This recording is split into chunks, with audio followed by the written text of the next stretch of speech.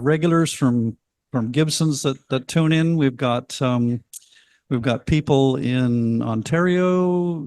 Jen hopefully will be here to read some of her poetry tonight, and we even have someone over in Germany who gets up in the middle of the night and joins us, usually on Zoom. So it's quite a widespread audience.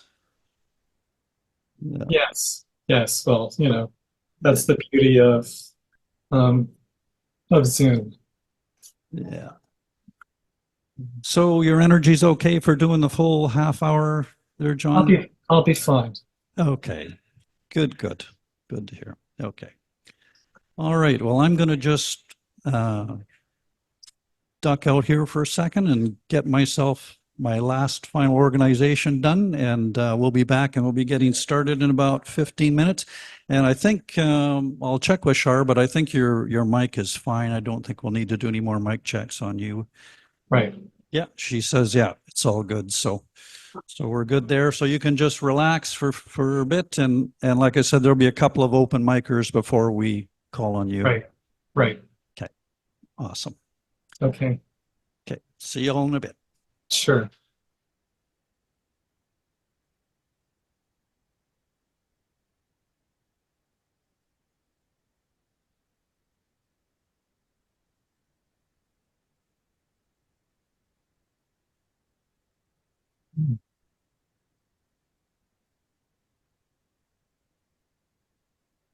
Oh, I can't hear Karl.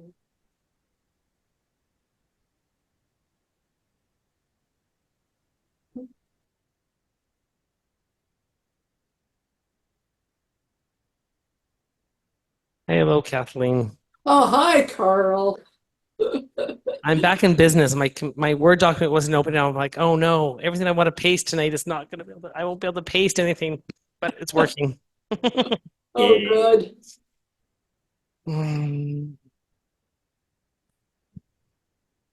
Just give a second here. Where did I put that? Okay.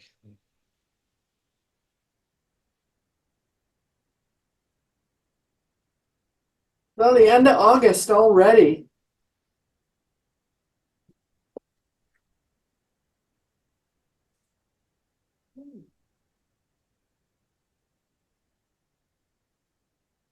Oh, there we go.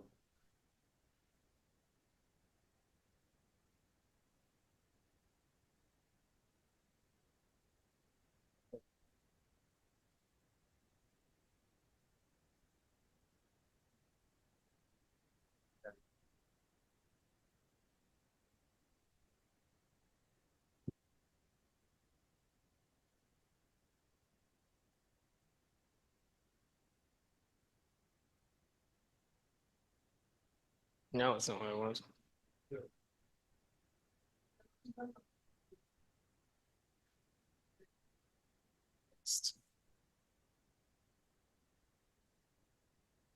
Hello, Peter. Where's Peter?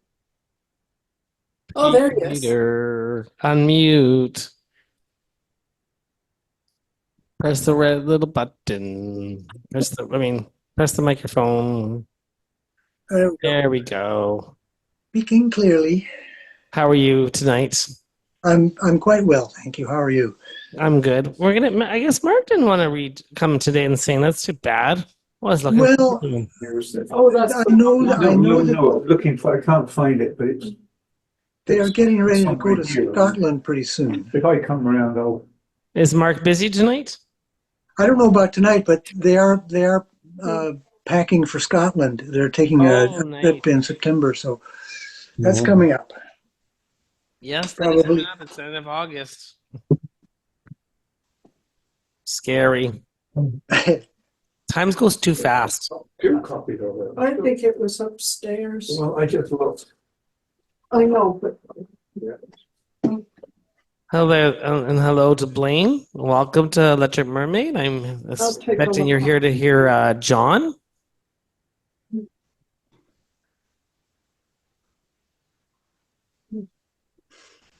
You're a full member of something. I don't know what. But you're a full member. That's awesome.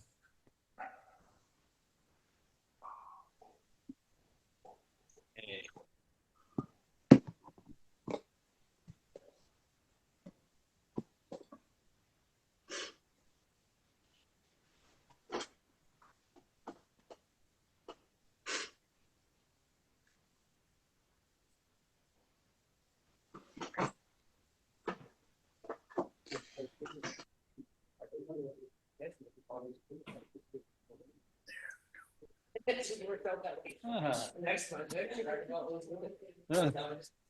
don't know what it was. It's just like, Alternating.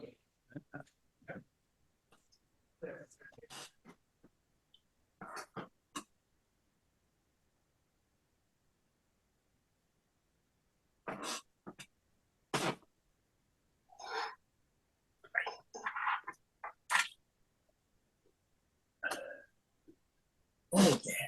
Oh, yeah.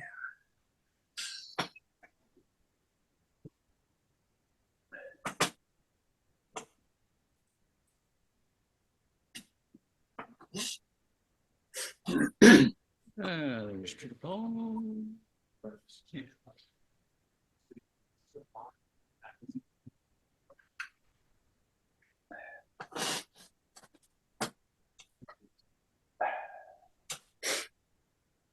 Hello there, Peter Paul. How are you? I'm fine, Derek. How are you? Very good, very good. I see you were doing some zooming overseas there. Yes, I did that again today, actually. How did that go? Someone tipped me off. Fine. It's very erudite and very, you can make all kinds of classical references. And everyone says, oh, of course. It seems And they like they get just them all. know, they just know more than we Excellent. seem to Excellent. about certain things. And they have the best accents, too. Ah.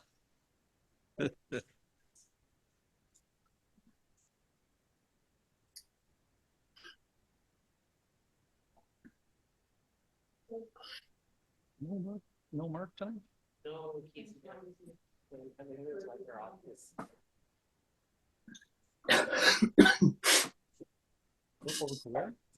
Scotland. Oh. That's all right, David. We're about to start anyway. Yes.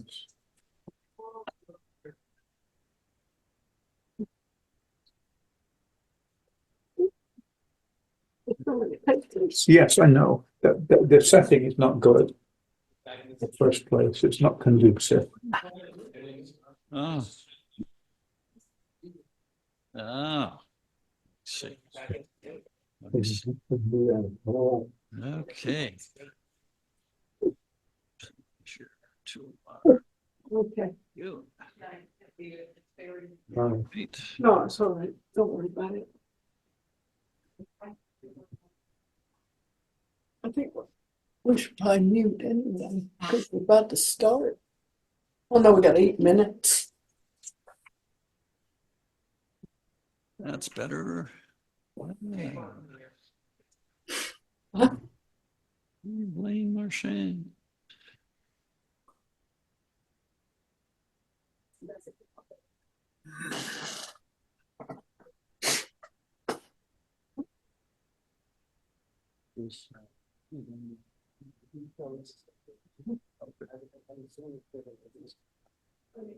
Okay, all right, good, good. Okay, this is really fun. So she's here. You won't be able to see anything. You'll have to turn around and watch the screen behind you. It's not fun.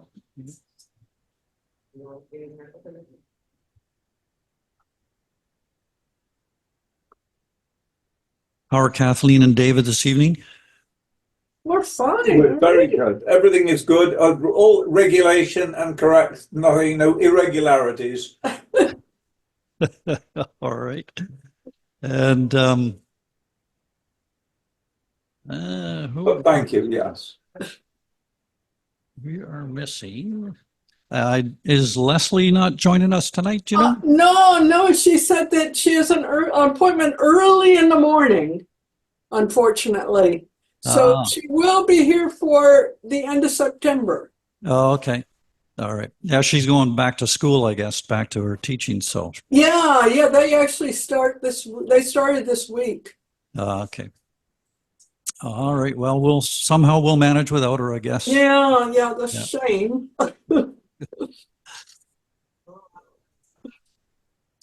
Yeah.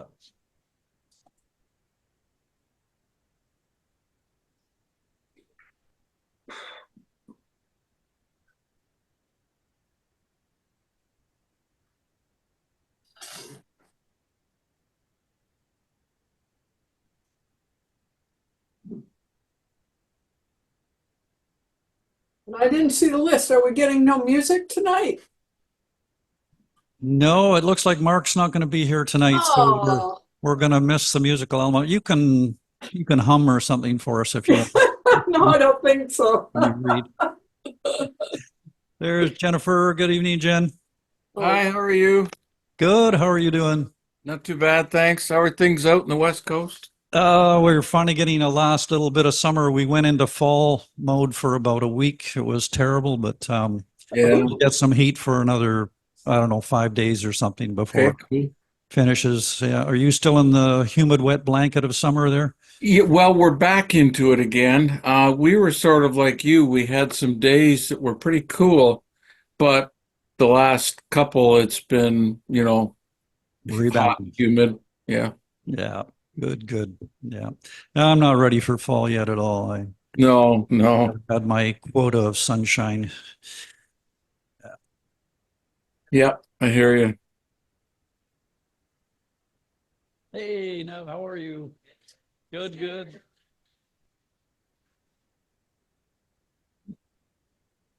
You're our spotlight tonight. Yeah. Beautiful.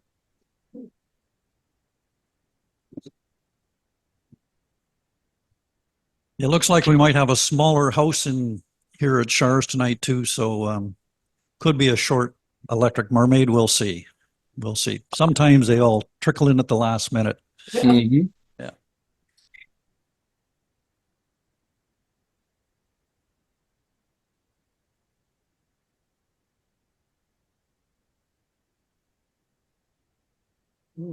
Yeah. Blaine, I want to say welcome.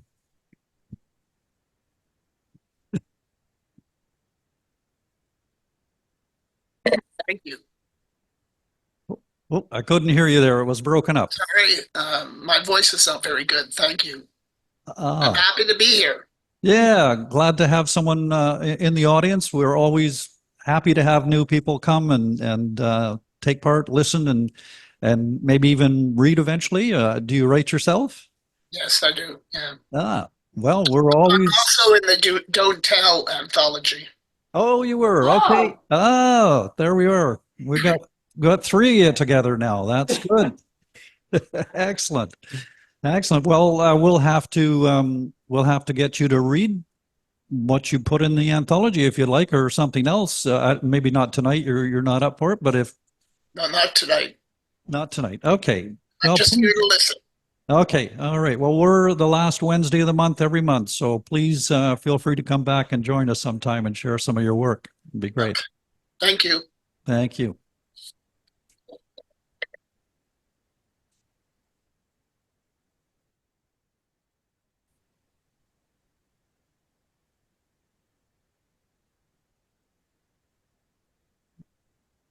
Hey, how are you? Good. Good to see you. Yeah. Okay.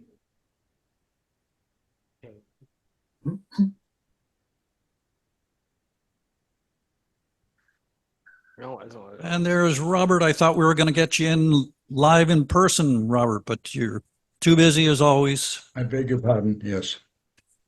You're muted. That's all right. We'll take you any way we can get you.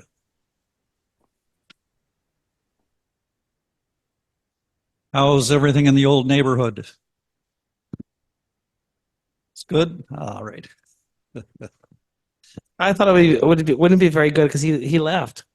It was- Well, he is a great loss, but there is a wonderful garden being created in your former lawn, which is I environmentally saw perfect. that. Yes. And there are children being born in this little street. Ah, fabulous. Wonderful. Who had the children? The Sams across the road, and the new couple that had bought Karen Johnson's house, and next door to us. So there were three, and funnily enough, or ominously, all boys. Ah.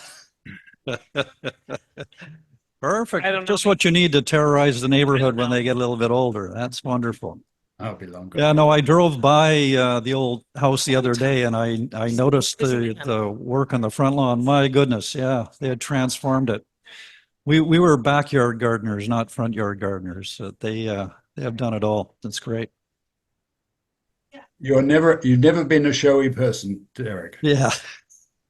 Always hide it in the backyard, you know. Yeah. Oh, fabulous. Yep, yep. Yeah. Awesome.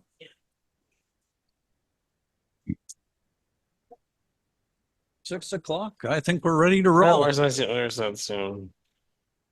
There it is. Just 1 second. Sorry. Alleged Mermaid, Emcee Derek Hanebury is a Port Alberni writer of poetry, fiction, and creative nonfiction who taught writing here at North Island College for many years. His new book, Something Else Altogether, is out. Thank you, Karl, and welcome everyone to another episode of Electric Mermaid. Great to see another healthy audience out there in Zoom land and a smaller audience here at Char's, but who knows? The night is still young. Maybe more will come in. So we're very excited to be coming to you from downtown Port Alberni in the unceded territory of the Hepetcheseth and Sishat First Nation. Grateful to them and their ancestors for sharing their land with us. And grateful as always to Char here at Char's Landing for providing this venue and doing all the technical wizardry that she does to make this hybrid happen and keep the doors open here at Char's. So let's just have a quick round of applause for Char. Thank you. And for those of you who are new, we should mention you can probably see just kind of looming the back down from the top of the picture the Electric Mermaid that our reading venue is named after. Luma is her actual name, and that was a collective artistic effort done by people here in Port Alberni.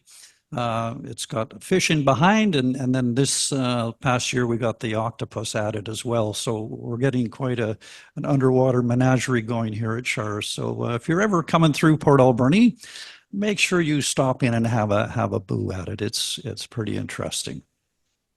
And I also want to make a mention of the show that's on the exhibition at the museum that's going to be ending this weekend. So for those of you who are in town and get a chance to check it out, well worth looking at it. Lots of local artists and some internationally renowned First Nations artists and artists from all over the island and the Gulf Islands. So please take some time to look at that. It's worth it.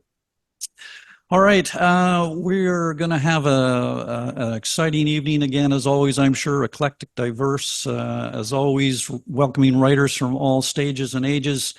And we're fortunate to have our featured reader, John Barton, with us tonight, a very talented writer. What can I say? Hugely published, over 28 books, John, and essayist.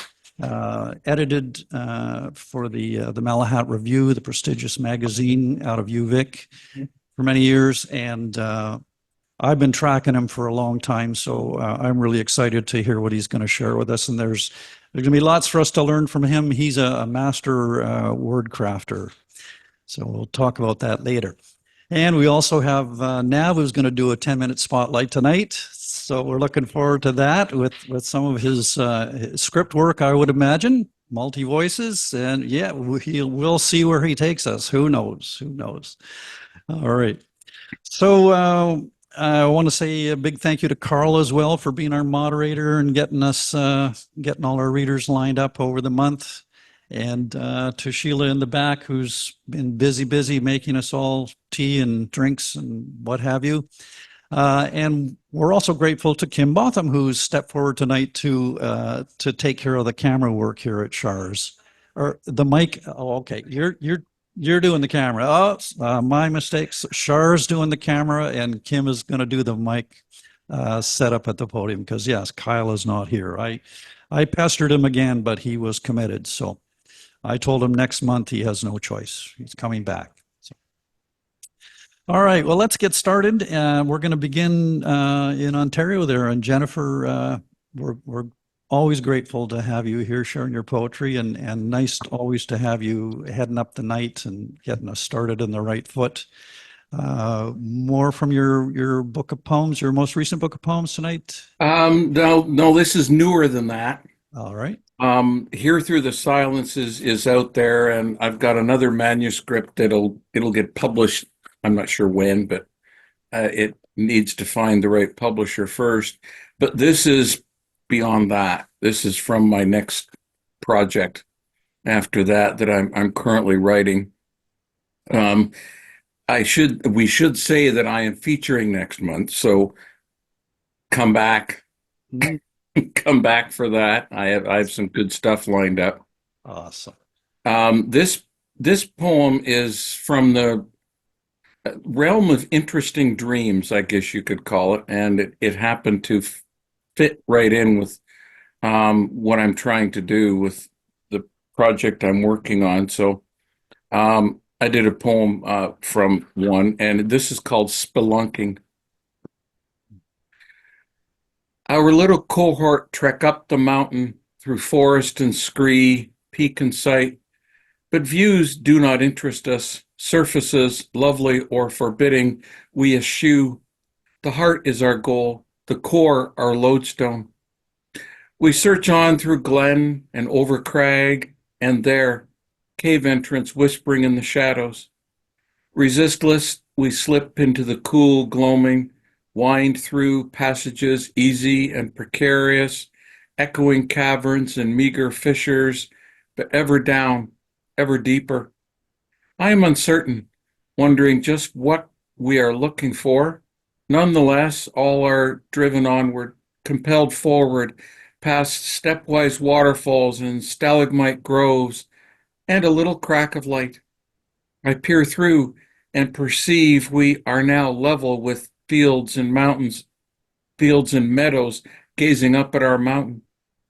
Farther, twist, turn, descend, until a shrouding miasma of fear whisks us out and away and into stasis, a lacuna of unknowing and unfeeling, until, uncounted days later, the mist finally banished, we are back in the tunnels.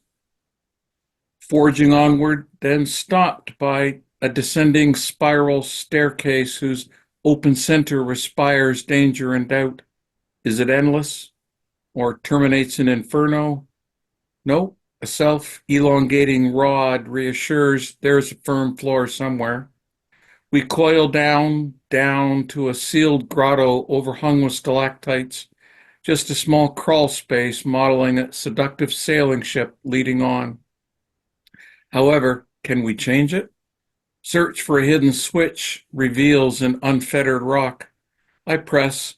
The fair ship contorts to a fearsome but formidable storm-tossed bark, presenting a harder route. The group advocates for ease.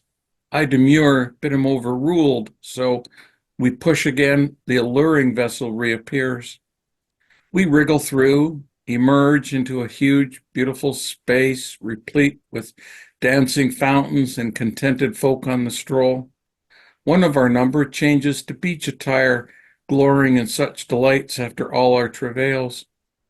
Filled with foreboding, I urge caution, perceive an illusory cul-de-sac, plead that true progress demands retreat and acceptance of the demanding path.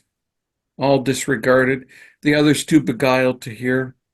Suspicions ever growing, I wander, notice the fountain waters murk upon close inspection. A dead rat appears on a conveyor belt emerging from a dark corner. Skull and crossbone symbols and Grim Reaper images materialize on a high ledge. Aghast and terror-stricken, I jolt the others out of their trance, everyone now grasping that spirit and life lie along the other ordained road. Sensing death all round, desperate to leave here immediately, we search for a way, panicked we may fail.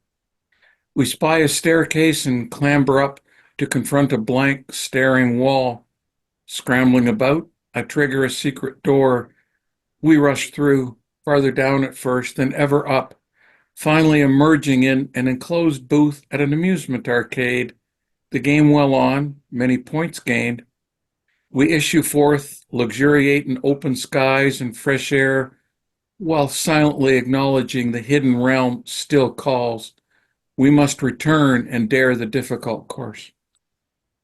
Thank you. Beautiful. Thunderous applause here at Char's. You can't hear it, Jim. That's Thank beautiful. you. Thank you. Yeah, that rich interior world, eh? And Yes, indeed. yeah, I did go spelunking once, and it both amazed me and terrified me at the same time. It's quite a different world under there. It is. I've done it for real a couple of times, and that helped trying to with some of the images Yes. to Beautiful. supplement what I could remember of Yeah. the dreams. Awesome. All right. Thank you so much. And thank you for joining us as always and sticking around. And we'll catch you next time. Yep. All right. And for the feature next month, right? So that's wonderful. Okay. We're going to come in house now, and Vicki Drybrough is going to share some of her work with us live at the podium. I'm not sure whether Vicki's got poetry or prose. Prose tonight it is. All right. Yeah, a little bit. Thank you. Perfect. Okay, great. Thank you. This piece tonight is something that I just kind of threw out. It's more of an outline than anything, but it is got a beginning and a middle and an end. So there you go. It's called Pants on Fire. A little closer to the mic there. Closer? Yeah. Like that? Yeah. Thank you. Okay. It was the kind of lie that sets your pants on fire, but I said it anyway. No, Sam never left my sight, and no, I never saw him steal a fishing reel. I was old enough to know there was a difference between song lyrics and my mother's old sayings like a stitch in time saves nine. But you never knew with God. He had a way of making bad things happen even when you were sure they wouldn't. Perhaps if I told a really big lie, a truly bad one, my underpants would catch fire. Sam did steal the fishing reel, a Pete's reel, which was a really good one and worth a lot of money, and I watched him do it from the other end of the aisle. He stuck it in his pocket and grabbed a fishing rod. I stood there holding my mother's shopping bag with my father's bottle of gin in it while she bought a bag of nails. "What are you doing?" she said when she caught sight of the fishing rod. "It's not your birthday for another month." "Can't I get it now?" "No, put it back." Sam brushed past me and dropped the reel into the shopping bag I was holding. It clinked a little when it knocked against the gin bottle, but nobody noticed. Sam put the rod back and took the shopping bag from my hand. My mother turned from the till with the bag of nails and reached for the shopping bag. "Oh, that's okay." Sam took the nails from her and put them in the bag. "I'll carry it." Sam carried the bags into the house when we got home, but the reel wasn't anywhere to be seen. "How did you know she wouldn't buy you the fishing rod?" I asked when we were alone. Sam looked at me as if I was stupid. "They're expensive. Dad only gave her enough money for gin, nails, our lunch, and a few groceries." I kept looking at him, unsure of what he was telling me. It was a ruse, a distraction, so the guy wouldn't see me reach into my pocket. He was watching me put the fishing rod back. Oh, I still didn't get it. 3 days later, we were in town and went into the hardware store to get screws for the cabinets in the cabin. Mr. Harkness, the store manager, escorted us into his office in the back and began to ask questions. He said a Pete's reel went missing right after we had left the store 3 days ago. He thought Sam had taken it because he was the only one near it before he noticed it was missing. "I was looking at fishing rods," said Sam with a deep frown. "Did you touch the reel?" asked the manager. Sam shrugged. "I don't know, maybe, but I didn't take it." My mother was sitting ramrod straight on the edge of her chair. My son is not a thief. He did not take your fishing reel, she said in her no-nonsense English accent. I could tell the manager wanted to believe her. That's when everyone looked at me, shy little sister with braids and big brown eyes. He was looking at the fishing rods, I said in a tiny voice so God wouldn't hear me. Did you see him pick up the fishing reel? No. I was getting hot all over. Sam was scowling and clenching his fists. If he broke down now, I would look like the biggest liar in the world. Did he ever leave your sight? No. My whole body was so hot, I was sure my underpants were burning.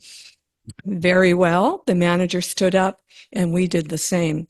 You are welcome in our store anytime, he said to my mother, but your son will have to wait outside. If my son doesn't come in, none of us will come in. We started to follow her out of the office when she suddenly turned and smiled at Mr. Harkness.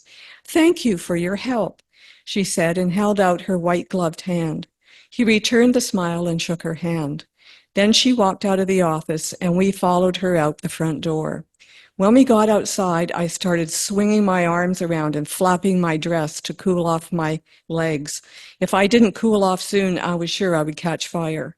What was that all about? Said Sam. Mrs. Anderson, said my mother. She was standing in housewares. I'm sure she saw us with Mr. Harkness. I didn't want any rumors to get started, that's all. My mother, who read from her prayer book when she was sad, who said her prayers every night before bed, had just taken a stand with her 2 children, both of whom were liars and one a thief. When we got home, I checked my underpants for scorch marks. After supper, when we were walking to Haddon's, my mother turned to Sam. Last time we were at the hardware store, why did you want to carry the shopping bag? Sam's face looked open and honest. I was being nice because it's my birthday coming up.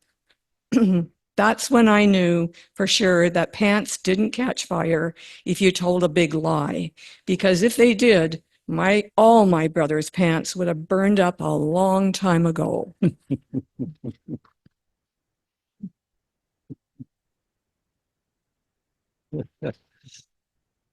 Yeah, thank you, Vicki. Yeah, and I think a lot of our pants would have burned up a long time ago when we were kids. Yeah, absolutely.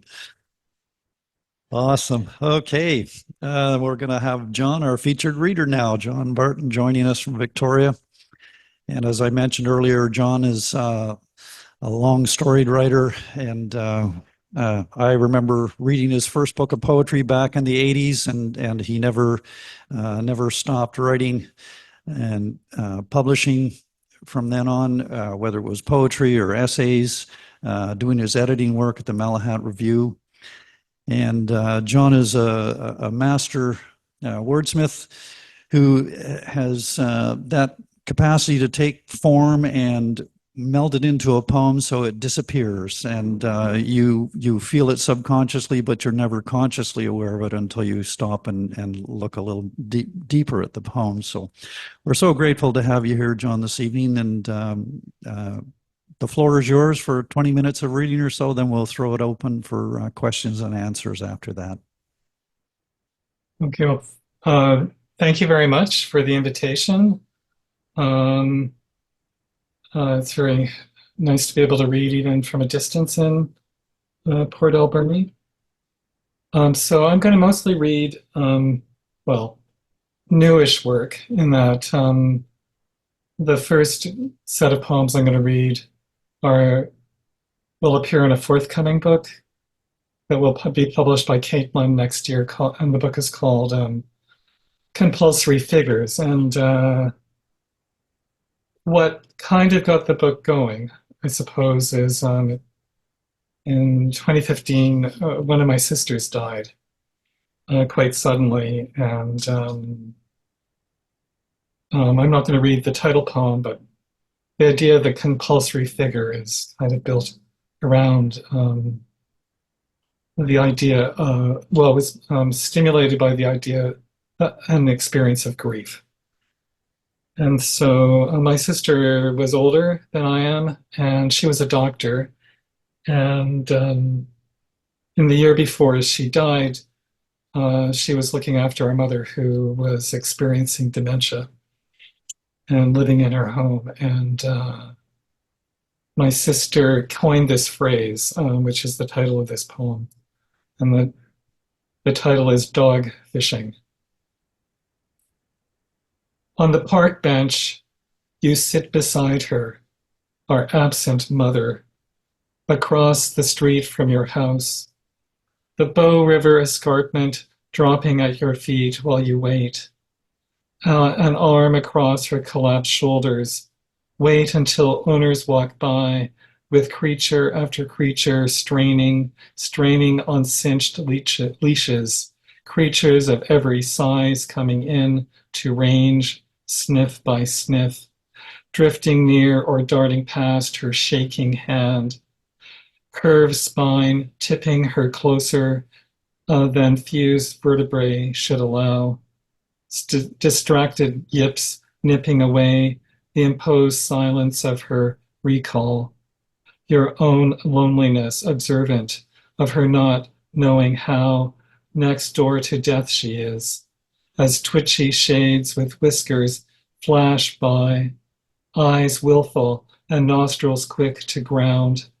Their zigzagging labyrinths of smell in chaotic lockstep with her long ago fast-moving body, not at ease in school, but shining at field hockey, speeding through the war down the aisle of St. John's Esquimalt toward our never-to-be-explained, mismatched father gone ahead 9 years ago, his presence wearing thin, this woman who chased after only to outwalk us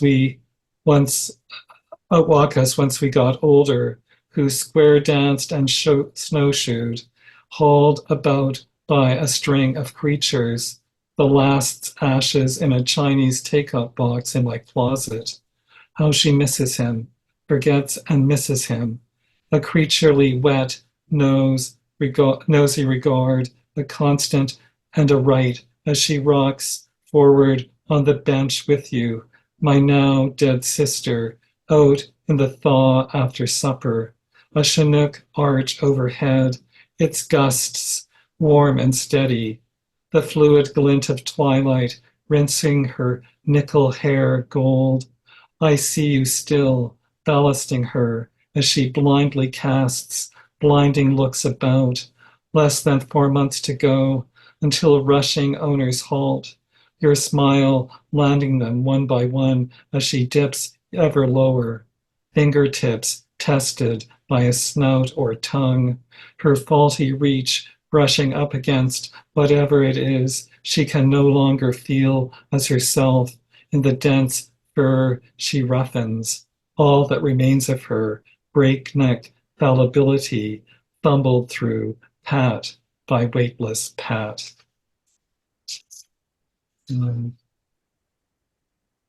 So the next poem I'm going to read is a cento, and it's a cento of a poem by an American poet named Carolyn Forche, and she wrote this 40-page poem called On Earth, and it's an abecedarian poem. And what that means is that the first letter of each line or groups of line all start with a letter of the alphabet in alphabetic order from A to Z. And so I went through and I chose 26 lines, each line starting with a different letter of the alphabet. So mine is my poem, and a cento is, if you don't know what it is, you take lines by another poet and arrange them into a poem of your own. So I took 26 lines from Forche's poem, each one starting with a letter of the alphabet in alphabetical order. And I sort of think of it as a summary or an index of her longer poem. And my poem, which is the title is also line from her poem, which is Le Musée Hypothétique, or the Hypothetical Museum. Le Musée Hypothétique, I can never say that word, hypothétique. Apparition in a vacant house, blue lobelia rising along the gate, city through the filth of a bus window, down a desert road, aerially strafed.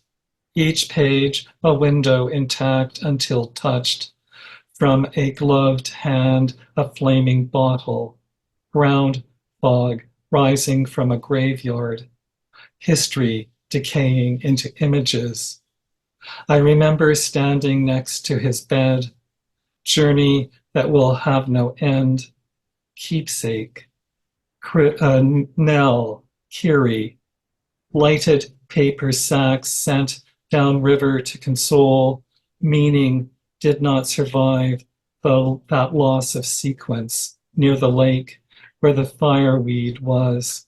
One sees and is seen approaching the other with empty hands. Present, though most often invisible. Question after question rises as wet smoke, as this is how the past begins. Tedium taught me an imaginary world under the blind sky's surveillance, vesture, vigil light, votive, writing, an anguished wind, X does not equal your light, narrow coffin, 0.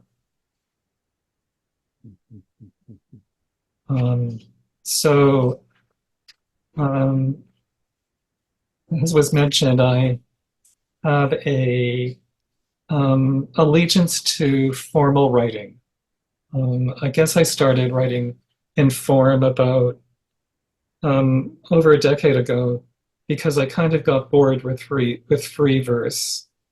I sort of thought of it as like throwing a spaghetti against a wall.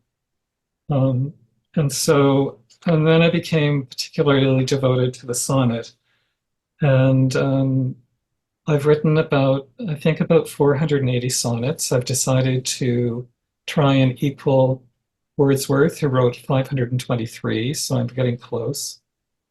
And I've been also very interested in the variations of the sonnet. And the poem I'm about to read is a variation called The Duplex, which was conceived by an American poet named Jericho Brown. And he sort of loosened up the rules a bit, in that the line can be 9 to 11 to 12 syllables. And then words have to cascade from one line to the next. So there's repetitions. And this poem is based on a dream I had many, many, many years ago about two friends who were making dinner. And I was seeing a therapist at the time. And what they were cooking were peas and carrots. And what he said about that was, they can be merged, the peas and the carrots can be merged, but they retain individual identity. So somehow that is at the basis of this poem. And it's called Peas and Carrots. I shall, while he scrubs, peels, and dices, love a share, shell we peel, curl inside. Loneliness, a shell hulling us from inside. What's boiled, found to taste better with butter. The boiling point reached, makeup sex goes buttery. I wash the plates before he starts to clean up. Should we shower apart, we don't feel clean. In pots on the boil, bugs rise to the top. Orange, not boiling dry with green on the stove top. Mixed singularities served with every meal. Love and loneliness spooning, our usual meal. So usual a side dish with heat going soft. Fridge cold, not restoring crunch to softness. I shall, while he scrubs, peels, and dices. I'm going to read one more poem from Compulsory Figures. And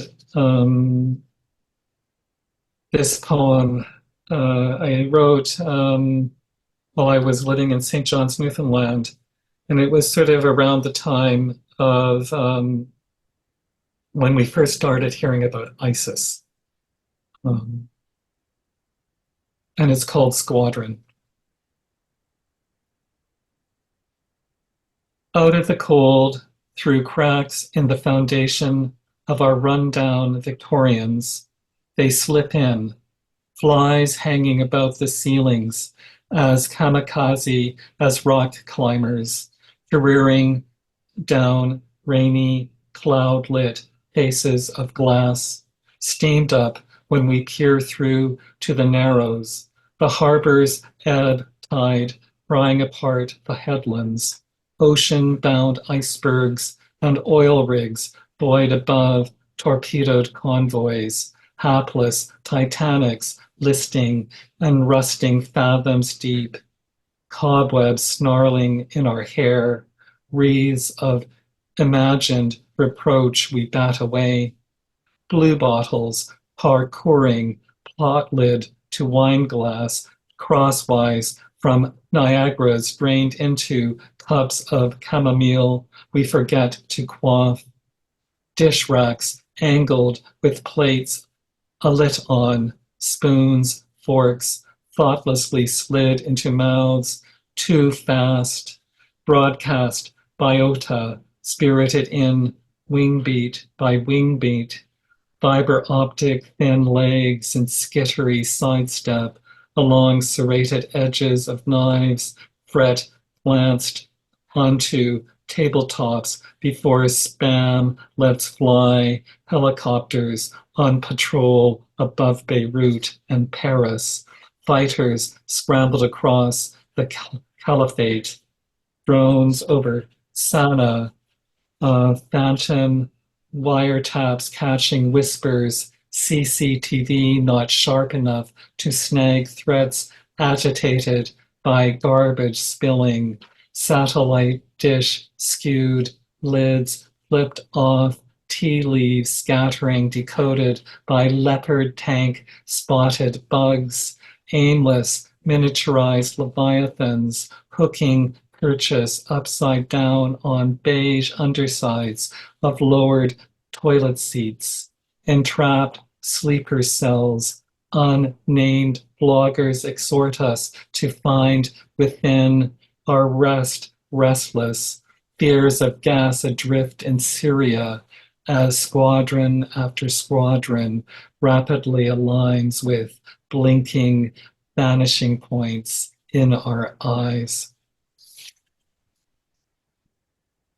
So I'm going to move on to, I'm going to read a poem from my most recent book, Lost Family. And one of the things I've become very interested in is housing, both the need for it and how we live in enclosed spaces. And so this poem seems to allude to that preoccupation. And so this poem is called A 20th Century Roadmap to Settler Architecture. The land was flat then, inarticulate. No trees stood against the sky. My shadow, the tallest structure I knew. Two matched rows of houses, the time span of our street built to affirm no opposites. Drapes at dusk pulled across sight lines. Childhood, a crawl space the future rose out of. Echoes sustained by slide rules of dry air, blueprints trusted, open spaces, drawing cross beams of thought, each roof the wind-blown wings of a city, new hypotheses, new towers ascending, their assured axes, the conduits I've sought through words, the freeways, clear tonalities, blinding the stars with light past amending.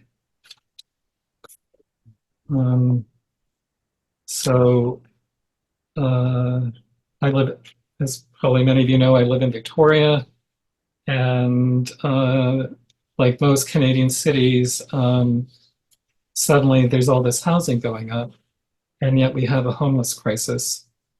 And so quite a lovely house was torn down near where I live. And I was in a little independent art gallery, and I saw a drawing of a house by the mid-20th century Canadian artist Jack Shadbolt. And I don't know, the drawing just resonated with me and resonated with the house that we were losing. And so the drawing is called, it's called Beech Tree, and it's a pen on paper, and it was done in 1938. And my poem is called Densification, Niagara Street. The well-cared-for clapboard house coming down across the street from where I live exists on paper still. A faithful sketch, the sound foundation busy lives were built on, stripped away, beam by beam. Once a bulldozer lays flat, long-established trees. Fist-sized leaves succeeding owners raked. As the wind rose and fell, not to drift down again. Approved pilings driven deep for floor upon floor of sun-favored living spaces, so few who lays below the lost branches spread, awed by how leaves stippled light could buy. Sight crews poring over blueprints while a drawing of what a century housed hangs on my wall. So I'm just going to read a couple more, maybe three.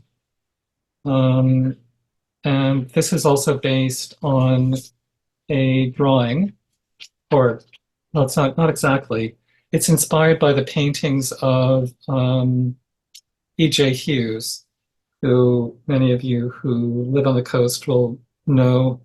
And his paintings were preoccupied with the working coast. So he painted tugboats and freighters. And I imagined him actually painting an interior BC scene. Or as I was writing this poem, I started to envision him painting it as well. And it's called Bomber Season. Down through the valleys below glaciers, mirroring as they evaporate less and less heat back sorry, I'm going to start again. Down through the valleys below glaciers, mirroring as they evaporate less and less heat at the sun, unroll stressed tongues of lightning, kindled asphyxia, breathlessness on the fly to daze the earth, flames parkouring from white spruce to lodgepole, sap so baked some groves self-immolate, scrolls of embers smoldering through undergrowth before raging on, transcript left not blank but dense with smoke, fitful rainfall won't lift, evacuees and low-ceilinged kamloops hanging fire, while too close the trees burn, tanks of lake water drop from above to shift drought, bombers low after they fill and swoop. So Next poem I'm going to read is a sonnet about that I wrote just after the war broke out in Ukraine. And it was spring. So, of course, around us, the cherry blossoms were starting to open. And I heard an interview with a young woman who was sheltering in a metro station. And so I found myself thinking about Ezra Pound's famous poem, In a Station of the Metro, which is, of course, the apparition of these faces in the crowd, petals on a wet black bough. And my poem is called In a Station of the Kiev Metro. A ghost sitting on the crowded platform beside train cars bedded down with children. You post your petal face on Instagram before signal grows dim. Phone not plugged in, back against concrete, cross-legged on tile, tacky with bottled water and canned goods, neighbors dividing them scarcely less pale than you, trees on streets above you yet to bud and may not flower against drifting plumes, missiles fired in waves from Russia stencil across your empty tower block, living room gaping through walls partway sloughed, guts reduced to landfill, sun's face saved to Pinterest, petal among petals smudged by what lasts. I'm going to close with a poem about an apartment building that I lived in my early 20s. And sorry, here it is, in Victoria.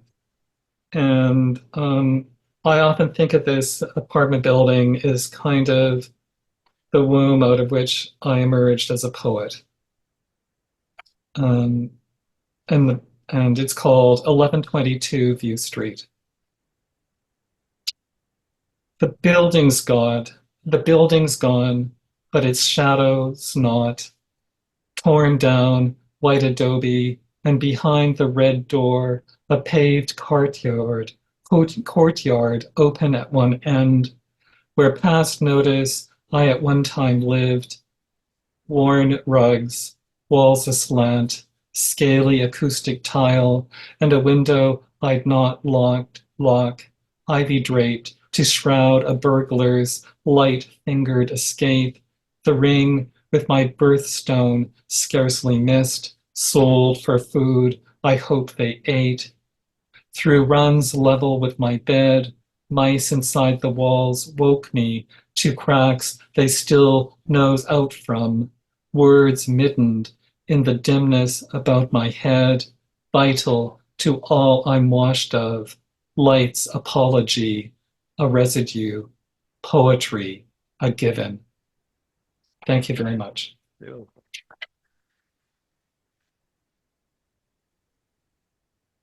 Wow. Thank you so much, John. That was spellbinding, and you couldn't hear the applause here, but you could have heard a pin drop in this place. Everybody was hanging on every word. Thank you. Beautiful.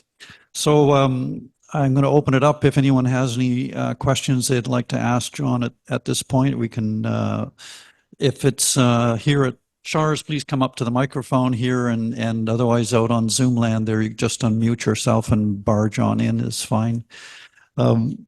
I'm going to maybe start it off, just if I could get you to share any advice you might give to poets out there who might be contemplating moving on from free verse into structured verse, and just making that transition. Do you recall anything that was particularly helpful for you in stepping into the structured forms? Easy question. What I would say is don't be intimidated by them. And be patient. They take a while to master to some degree. I also think it's really important to follow the rules, you know, or at least pretend to.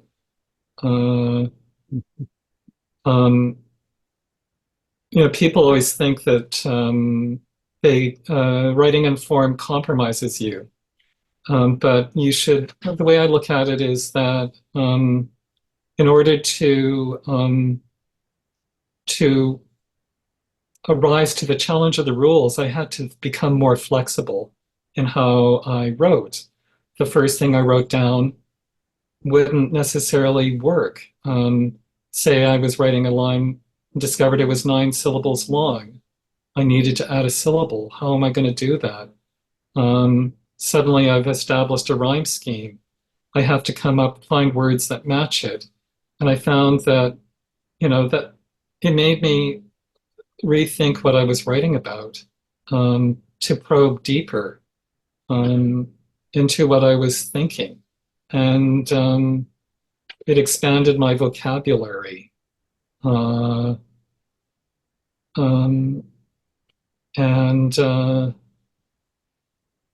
Yeah, just follow the rules. Get a really good rhyming dictionary if you're going to rhyme. I recommend the Oxford Rhyming Dictionary. It's the best. I would open it. This is what I would do, literally. Okay, I've got my rhyme coming. Even before I got to the end of the line, I would open up the book, look at my rhyming dictionary, and see what were the possibilities that would fit that rhyme. And those words would cause me to think about my subject in a different way. It's sort of like, maybe think of the best way to do this is think of the form as a writing prompt. We've all been sort of conditioned in the idea that we all write with, you know, we write to prompts to stimulate our creativity. Well, think of the form itself as just one big writing prompt. And you just start filling it in, almost like, you know, pouring the cement into the basement before you build the house. Beautiful. Beautiful. I love that. That's fabulous. Yeah. Think of it as a prompt, and it's not intimidating, right? You just go into it. Right. I remember, you know, Robin Skelton always saying, you know, just read enough of them that you get the tune in your head too, and then let the tune draw the language out of you as a way in. Right. I don't know if that's part of your process at all. Yes, but I actually thinking about Robin. So my previous, I published a book in 2014 called Polari, which explores, I think there are 27 different forms in that book. And Robin published a book it was published after he died. It's a posthumous book called The Shapes of Our Singing. And it's an encyclopedia of literary form. And it's very simple. He, you know, obviously to save the bother of having to pay permissions, he wrote an example of every form. There's about 300 forms in there from, I don't know, 20, 25 language traditions. And he just provides the simple rules. He provides an example. He gives you like the rules of the form. And it's great. And he doesn't sort of indulge in some fantasies or theoretical explanations of the form. He doesn't give you the history or anything, but he just gives you the rules, and it's a really important book. It was published by Eastern Washington University Press, and I highly recommend it. So yes, Oxford Rhyming Dictionary, and The Shapes of Our Singing, and I would recommend Kate Braid and Sandy Shreve's In Fine Form, the Anthology of Canadian Oral Verse as well. Those 3 books, and you got enough to get started. Excellent.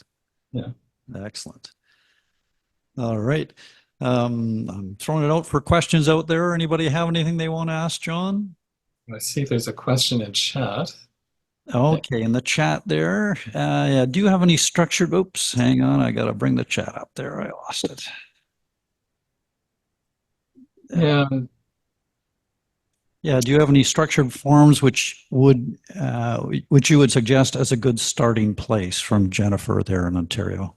Well, I mean, there's a very popular form is the Pantoum, which I think is an Italian form. And there are a lot of really good examples where it's basically, let's see. So it's a 4-line stanza. The second and fourth line become the first and third line of the next stanza. And then of that second stanza, the second and fourth become the first and third. You keep going till you're done. And finally, the last line, the second line and the fourth line of the final stanza are the first and third line of the first stanza. And it's kind of this beautiful form. Mm-hmm. In theory, it's supposed to rhyme, but people don't rhyme it. But it just adds a level of difficulty that, makes it fun. And in theory, you're supposed to count the syllables, but you don't have to do that. But a lot of people write them and they have difficulty with that, the repetitions, because it's tricky. You have to come up with lines that you're going to be able to repeat. So rather than struggling to get those lines right, a lot of people just vary the lines. But what I would say about form, try it first, following the rules slavishly, and then once you've done it, then break the rules. So the Pantoum and the other form that is kind of is very popular in Canada is, of course, the glossa, which P.K. Page introduced Canadians to, though I have to say, I learned about it from Robin first. But it's a Spanish form, where you take 4 lines by another poet, and you use those lines as the last lines of 4 consecutive stanzas. And there's a slight rhyming thing going on. I think it's the 6th, the 9th, and the 10th lines all rhyme. And PK used it as a way of revisiting her favorite poets. And her famous book, Hologram, is glosses, and she published another one just before she died called Coal and Roses. But there are a lot of glosses out there. So those are 2. And what else would I recommend? Well, the sonnet, of course. Those are 3 that I would, but there's tons. I mean, go to Robin's book, Shape of Our Singing, and it's like a smorgasbord of form. Yeah. All right. David had a question. Go ahead there, David. Oh, yes. So, well, I want to say thank you for the mixed singularities about the meal served with every meal. I thought that was wonderful. The Thank 2 you. people, I did this, he does that, but the meal is served and it is made up of mixed singularities. I think that's a marvelous idea about 2 people eating, for one thing. And somebody said something like intellectuals are a herd of independent minds. It's similar to that. It's a herd, but they're independent. I thought that was. But what I wanted to say was about form or formal rules. I've been a sports announcer for 25 years, and the people there are fanatics about form, and I can tell you that if there weren't very many rules and forms to follow, nobody would go. Why would they? Right. So I think Carl Jung said that. That's what, humanity gets better as a result of sports games following rules. Right. And there is the structure, and there is the excellence, and there you learn the discrimination. But absolutely, I mean, obviously it's not the same thing, but a game or a sport or something with no form is no longer a game or a sport, and it's no point in really looking at it. Right. Thank you for the mixed singularity. That's very good. My pleasure. Well, I think a form is a form of play. So in that sense, there's a relationship to the idea of a game. And you could almost think of, I always think that the poem only exists. There's what I put on the page, and then there's what you bring to it as the reader. And the poem is really the merger of those two things. It's, because of course, what I have written or what anyone writes stimulates a whole catalog of the reader's memories. Yes. And both their memories of their own lives, but also their memories of what they've read. Yeah. And so you're going to hear things in my poems that I don't hear, that you observe, that I may be too close to the poems to be able to see or to. So, what you have to say about the poems is as important to me as what I intend. Yeah. Wonderful. Thank you. Thank you. And Robert, you had a couple of questions there. Did you want to share? No, I just wondered what was the correct spelling of that second example that you gave, the second form that PKP. Oh, the glossa? Yes. Glossa. Oh, thank you. Okay. We good? You're still wondering about who said playing tennis without a net? No, I knew who said that. Writing poetry that didn't rhyme was like playing tennis without a net. Can anyone give me the source of that one? That's what Google's for. We defer to you, Robert. Who All right, Kurt Vonnegut. Ah, okay. Okay. All right. Okay. All right. Well, I think we should wrap it up there and move on. But I just want to say thank you so much for those fabulous poems and for this discussion afterwards. It was really helpful, John. And yeah, big round of applause. Thank you. So it's fun to read. And for your books, of course, people can go to your website, and you offer editing services as well for poets. And I do, yes. Yeah. And maybe just remind us of your website for those who are listening, and we'll put it in the chat as well. It's very simple. It's it's www.john-barton.ca. So it's very simple. Easy. I'm amazed I got that. I got it. Good. Awesome. Thank you so much. And yeah, it's in the chat already. Karl's way ahead of me. Okay. All right. Okay. Thank you again, John. And please feel free to stay with us if you feel up to it, or if you've had enough. We'll see you later. Okay. All right, we're coming back in-house now, and Dan Biggs is going to share some more of his novel with us this evening. Good evening, Dan. Glad to see you back.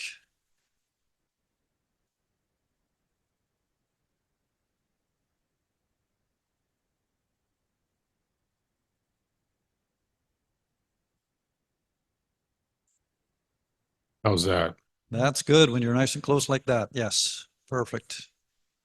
Oh, we'll just have a minute there to get you lined up by Char. Teed up. How does that sound? That sounds all right to me. How's that sounding out in Zoom land? Can you hear? Just say a few more words there, Dan. Hello. Hear me now. David, have we got a thumbs up from you there? Yep. Okay, we're good. We're good. Dan, go ahead. Okay, I'm just gonna start where I left off last time, just to give you a brief summary.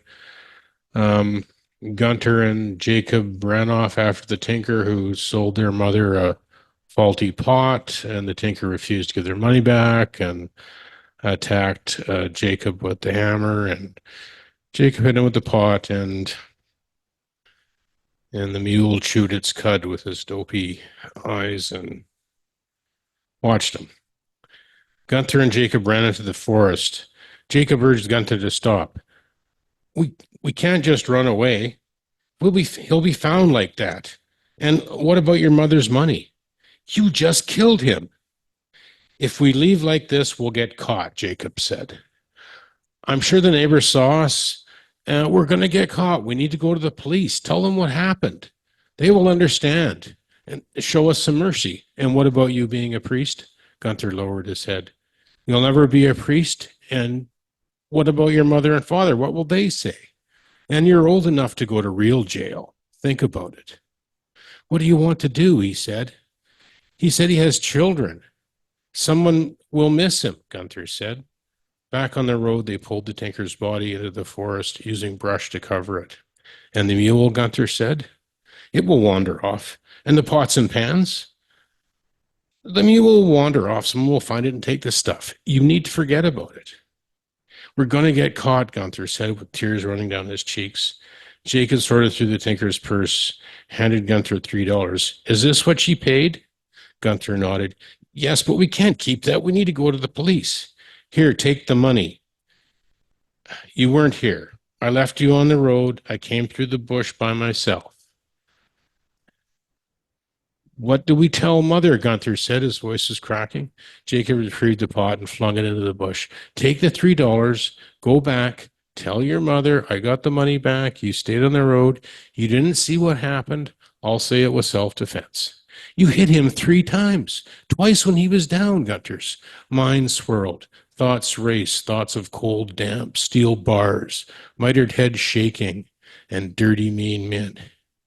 You need to hold it together, Jacob said. You need to go home, take the money to Mother.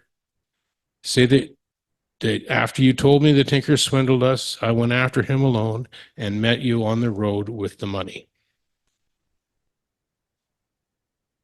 5 years later, in the early morning, Gunther walked down a muddy lane between clapboard tenements. He kept his eyes down, avoiding puddles and sluices of feculent runoff. He held a handkerchief over his face. Above him hung lines of flapping white bed sheets. The faint laughter of children playing and the shouts of tormented adults rebounded down the lane. A man and a woman with a little girl in pigtails walked towards Gunther. They walked through the puddles, the little girl splashing her bare feet. As they passed, the man nodded and grinned. The woman pulled the little girl aside. Gunther lowered his handkerchief and smiled back. He entered a square ringed by 2-story timbered apartments and shops. Some of the buildings were painted, others just gray boards. Smoke flowed up from a baker's brick chimney across the square. The smell of fresh bread overawed the foulness. Boys sat on steps descending from an apartment where shouts came. The boys' faces upturned as Gunther approached. The taller of the two said, "Good day, Father." Gunther held out his pectoral cross and said, "It's reverent." The tall boy stood. "Sorry, sir." He held a broomstick, and the other boy tossed a dirty yellow ball from hand to hand. "Looking to play ball?" Gunther asked. "Yes, but our friends haven't finished yet. The coal truck was late today, but we're faster than they are. The weather looks like it will clear. Should be a good day for it. I was hoping you could help me. I'm looking for a man about my height, blonde hair. I heard he has been in this neighborhood for about a month. In an apartment that belongs to Mr. Regis?" The boy holding the ball pointed across past the bakery. "Up those steps, sir." As Gunther approached the exterior staircase, a door slammed. He looked up and saw a young woman pulling a black shawl over her shoulders. The wind whipped up strands of her red hair. As he hurried her way down, Gunther saw her swollen red cheek. He said good day, but she walked past him like a ghost. He stepped aside and she ran around the corner into the alley. Gunther turned his collar up against the strengthening breeze. He climbed the stairs to the second-floor landing. His knock echoed back. The scrape of wood, footsteps, the door flew open. "I thought I told you to—" "Gunther?" "Hello, Jacob." "It's Henry now." "Henry?" Gunther stiffened, cleared his throat. "Henry," he said again. "Yes, How did you find me? Henry's blonde hair was cow-licked and greasy, his face unshaven, bags under his eyes. He smelt of whiskey and vomit. His shirt was unbuttoned, and Gunther saw a pink scar across his puffed belly.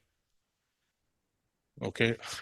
Yeah, I got quite a few more pages, so I must have just entered it. We'll leave us hanging there. That's all right, Dan. We'll Okay. wait for the next one. Thank you.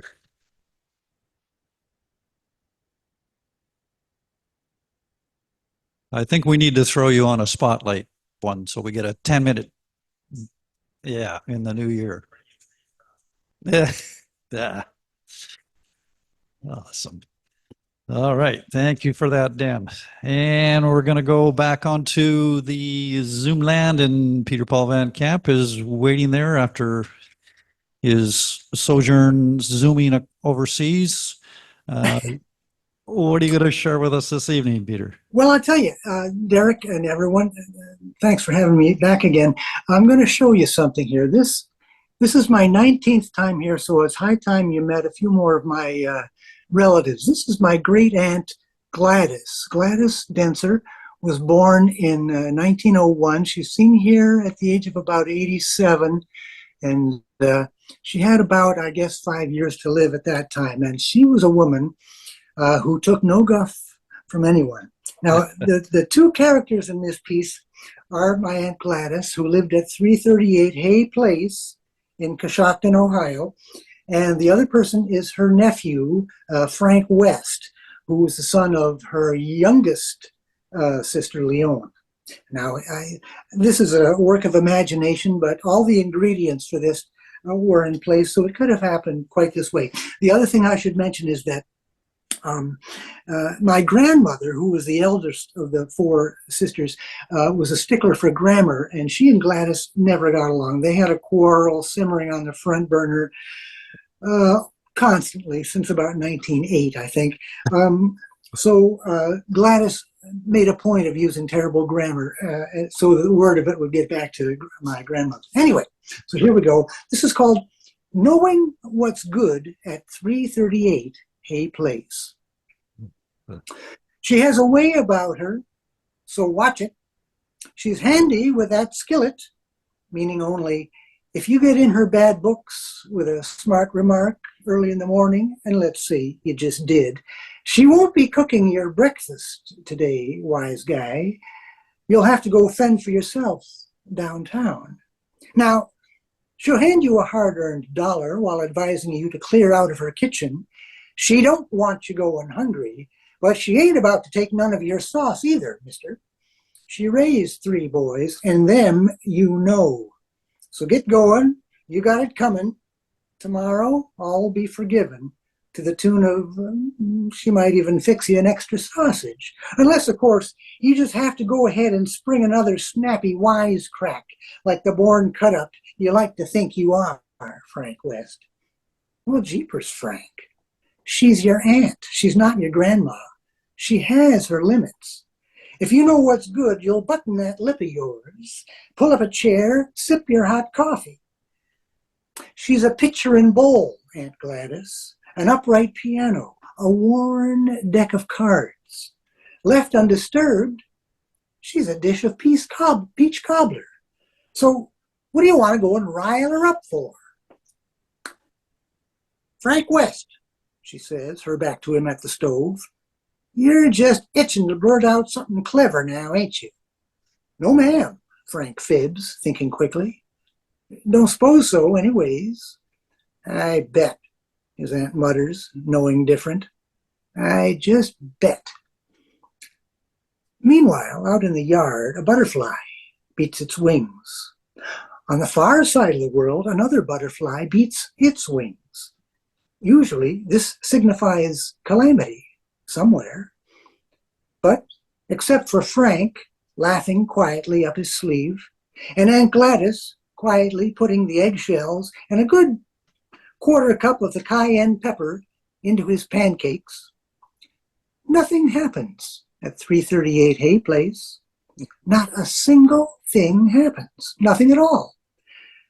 Not a blessed, single, solitary.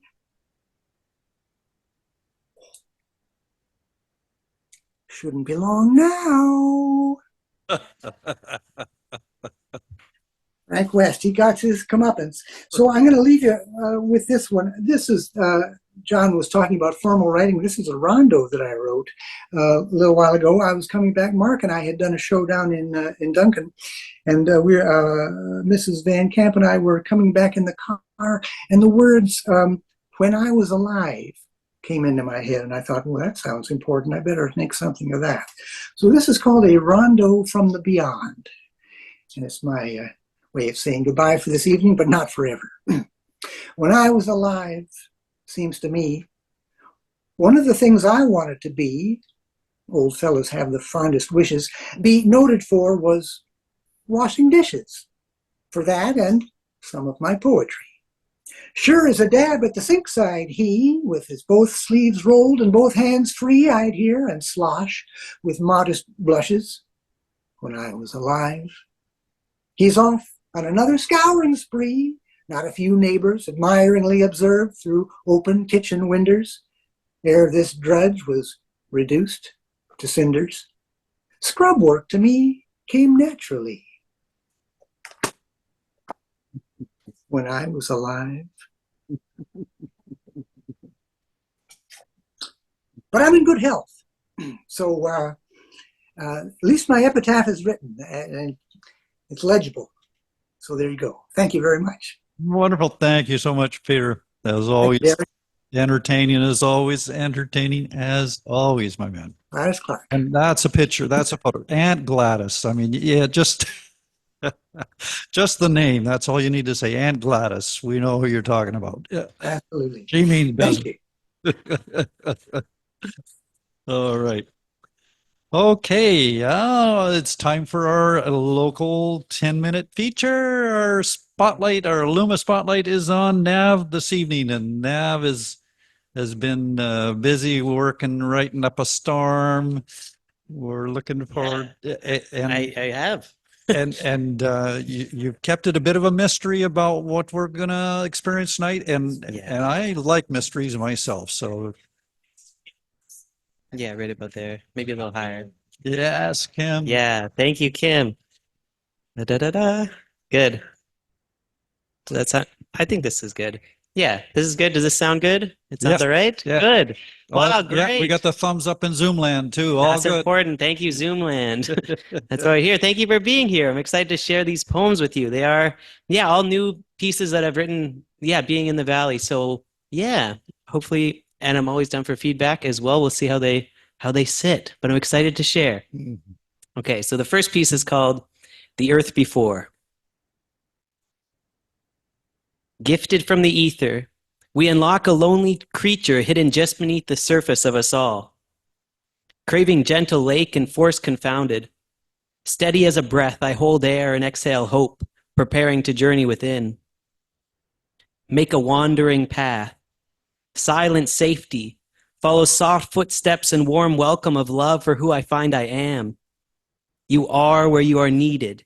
You have all you need. Content with all the earth we breathe as one. The pulse of a pointed leaf. Reverberate within the calm, I hear the song and follow tonal melody and whimsical story. Beauty displayed in every inch of being, subtle, the wingspan of a moth. A quiet murmur on a still surface. A distant dot upon the sky. Here within the silent self, we find ourselves. The same above as below, a mirror of the self. Distilled through thought and worry, the vision is always blurry, but that doesn't mean that what you see isn't true. So, listen to the howling. Unite yourself to the astounding and uncover what earth there was before. Thank you.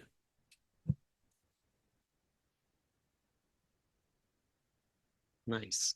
Now this one is called Blue Fish, and it's like stream of consciousness, like just words, but it's like you're choosing the words. I don't know what that's called. Somebody probably does. Well, that's what it is. So you can decide after, I guess. This fish blew, a sad encore resonating bifocal on the saddle. Explosive, so get the most out of it. Relocate the fellowship, nothing as it seems. Let the dreams appease the outside moment, for this is the real host to adventure.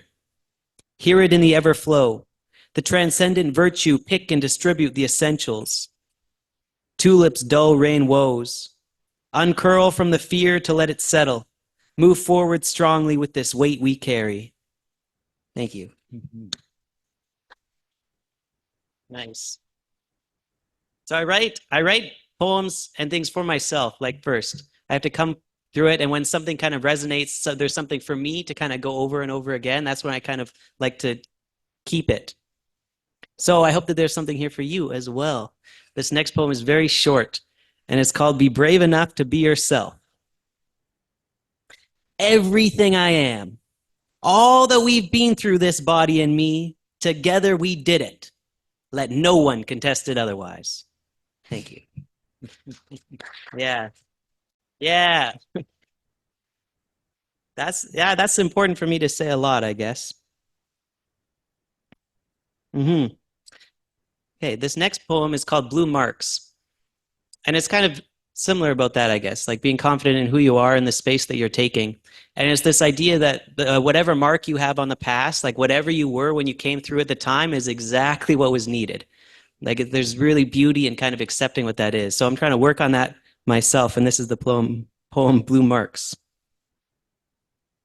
Your purpose is in the blue marks left upon the past, right where you needed to be. Not why you thought you was, but indeed just because you are. Action is the life force, the being, doing. Even if it is nothing, it's always something. We move slow to go quick, through thin or thick, easy as a breezy, hard as an earthquake. Still you're living, making choices, hearing the other voices, engaging in this vast arena where we go to find ourselves. Later rest, disgruntled liver and sweaty palms. You are doing a job and doing it well. Even if you can't tell, it's not up to you.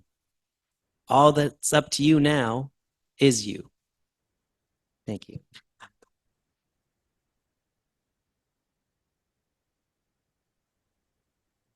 Nice. This next poem is called Deep Breath In. And it's kind of a lyrical poem, but it's written for me like this instigation of doing. You know, like you can spend a lot of time preparing, getting all the things kind of in place, putting everything together. But then there's a kind of a point where you just have to do and just have to go and just have to see what happens. So this is deep breath in. It is time to begin. Deep breath in. It's time to begin. Do what you need as you're needed to.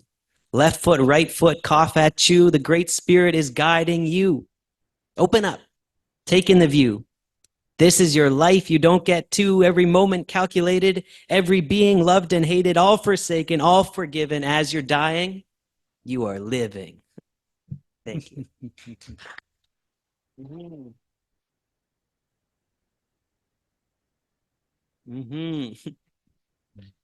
So this next piece is a song, but we're going to do it as a poem because we're here for poetry.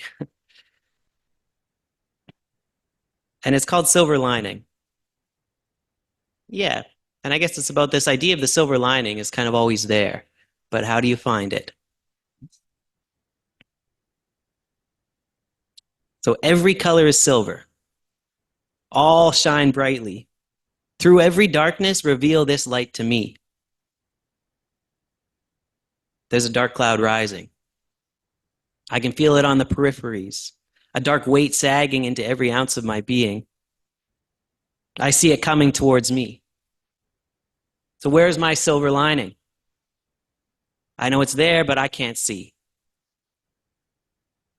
Every color is silver. All are shining brightly. Through every darkness, reveal that light to me. Find myself trapped in living.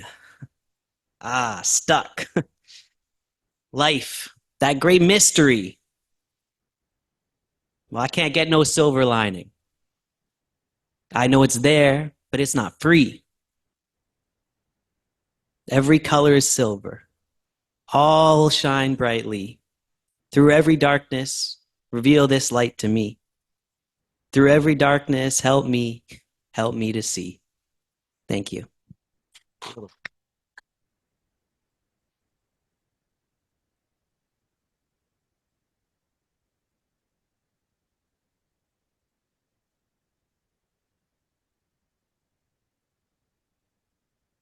All right. Now, the weather changed rather drastically, rather quickly. It was summer. It was so summer, and then it was fall. I don't know if you experienced that where you are, but something changed. I love it. I love the fall. I love that change. But I wrote this poem kind of just in the crux of that when the wind kind of changed. And it's called, of course, Restless Leaves. There's a flitter in the small leaf, a flutter in the grass. All things are changing. All are moving forward, each piece, bouncing abysmal through all and nothing, finding our way together. Questions build ladder rungs, offering a hand to climb. Onwards, ever bumbling, this flow allows space for growth. You and I, sprouting, clinging, stretching root and sturdy stalk, our heads spinning possibilities from naught while the wind howls decadence and the leaves never quite come to a rest. Thank you. Nice. I have one more to share, if you will. Yeah, and this one just came all in a rush. It was all just like one page, just like writing, trying to catch the words as quickly as they came. And when it arrived, it was like something really special. It like really felt like strong for me. I was like, oh, this is like really encouraging. So I'm excited to share it with you. I hope it's, yeah, as nice for you as it is for me. And it's called Victory is Certain.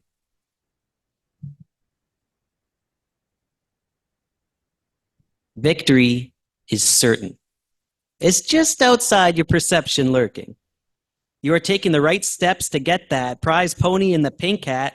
You do the motions that only you can do. Yeah, that's true. It's invaluable too. Each stride on your ride to greatness. Make this count. No amount of whining gonna change the present. You're in it, so you might as well win it. Turn those eyeballs upside down. See a sunset form inside your frown. Life is your advantage and you're living. Loving, forgiving, hurting, and hitting. Mistake a what? That's not what you thought. But it is the line that makes that dot. Don't ever doubt yourself existing. This is love persisting. Moving forward ever bolder, this force gets stronger as I get older. Unravel my necessity so I can rest easy. Getting the job done right. Yeah, you can squeeze me. I'm as solid as a rock. Right in the spot. Nestle gently in your own self-loathing. Learn what you are underneath all the clothing. This time, I'm not supposing. I see my own love busting as I'm clutching my dream. Stream into every single moment, everywhere I've been, I hope peace follows after. Idle in the chitter-chatter. A gentle wind of laughter, the small voice echo in the laughter. We made it. Created it, loved and hated it. Beautiful gratitude to maintain this right attitude.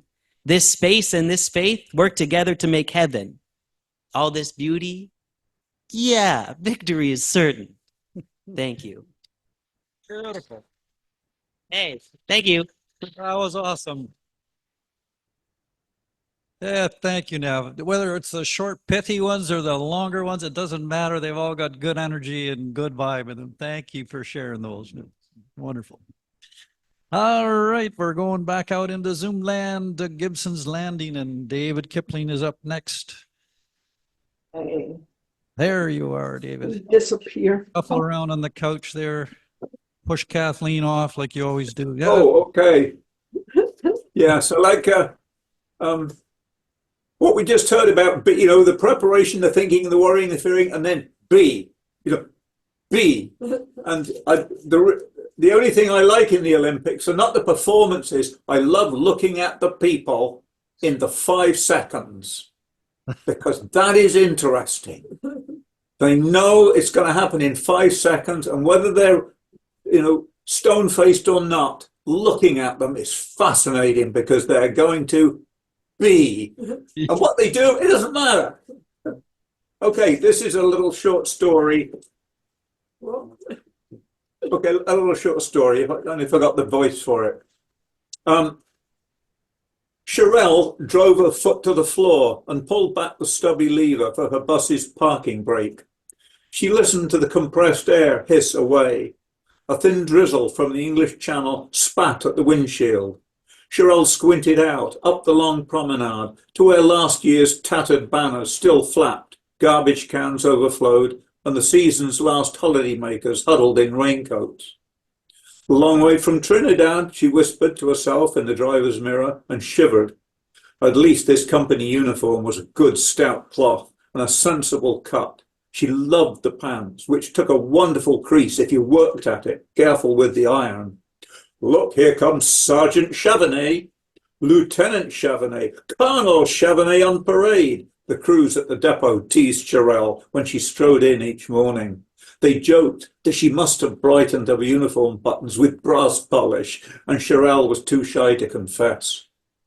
She rubbed the fingers of her left hand, feeling the ring, waiting for enough courage to look at the silvery band with the soft opal. Mother would curse her for thinking what she was thinking, but Mother was back in Port of Spain. The clock on the dashboard showed Cherelle had 10 minutes before tapping in for the next run back down to the pier. She checked again that the brake knob was all the way out. The promenade's gradient was gentle, so the 12 tons of a double-decker bus could sit safely in any case. Cherelle couldn't sit safely, though, or walk safely, or shop safely, or hear the phone ring without an involuntary lurch, not since her boyfriend Addison had changed. Once this engagement ring was on her finger, Addison had changed.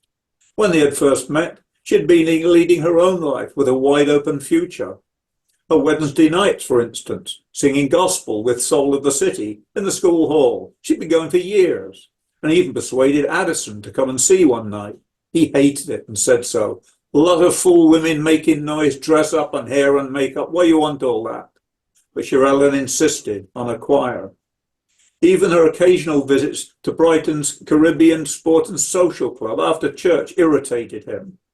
Although Addison's parents had been from Jamaica, he jeered. His old men and women wear hat and glove on Sunday, gossip, he grumbled. And why you still play volley with those girls out back of the hall? Shout and run. Dignity, Cherelle. Not nice, my woman jump about, yelling, sweating. Stay away from them island people. Island things from old time. We're in England, right?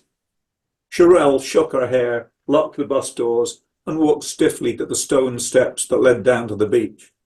From here she could see the town centre a mile back down where the pier hovered in a sea mist. Addison was a city centre boy, a Brighton boy. He even laughed. City boy, that's me and the guys. His aggrieved voice echoed in her head. Wedding and baby time now, wedding and baby. Driving bus, everyone see you all about town. That's not good for a woman. Danny's sister Becky works in charity shop along there. Becky said that Cherelle, she the boss, run the show, tell people what to do. They'll drive that thing in all traffic. Come on, Cherelle, you can't be doing that now. She kicked at a discarded can, then reached down and threw it angrily sideways into a garbage bin. She was surprised by the anger in her muscles. Deltoids, her friend Della had told her at the gym. Deltoids up here and down there, flexors. She ran down the steps. Brighton's beach was 1,000,000 tons of gravel, brown and gold pebbles, crunch, that sloped steeply to where the waves wasted themselves. A terrier ran at her. She saw a coloured plastic bone in the terrier's mouth and held out a hand. Give bone, give. The dog snorted and dropped the toy at her shoe. Cherelle grimaced as she took the wet bone between her fingers. Looking along the beach, she shouted, go, and flicked her wrist. Strong from frisbee and volleyball, flinging the bone as hard as she could, twirling far and high through the air.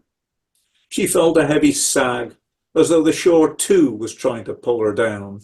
Curling waves sucked the fine gravel. The wind bullied her face and hair. She looked again at her finger, then saw her right hand reach and strip the ring off. Her sleeve whipped in the wind, as the silver band flew. Cherelle didn't look, didn't want to see where it went. Now you done it, girl, a voice warned in her head. She stuck out her tongue at that English channel and spoke back aloud. Yes, but not bad done it, good done it. Now we do the next thing. And she stomped hard through the glistening brown and cobblestones, upwards to her bus, her job, her life. Her wallet pressed snugly against her thigh. A steady job, her union wage. She'd give Addison the ring's value in cash, in hand, tonight. A woman at the bus stop peered from under her raincoat's hood. All right, dear, time to go? Cherelle poked a happy fist at the rubber button to open the doors and stepped lightly up into her cab. Time to go. Oh, you bet it's time to go.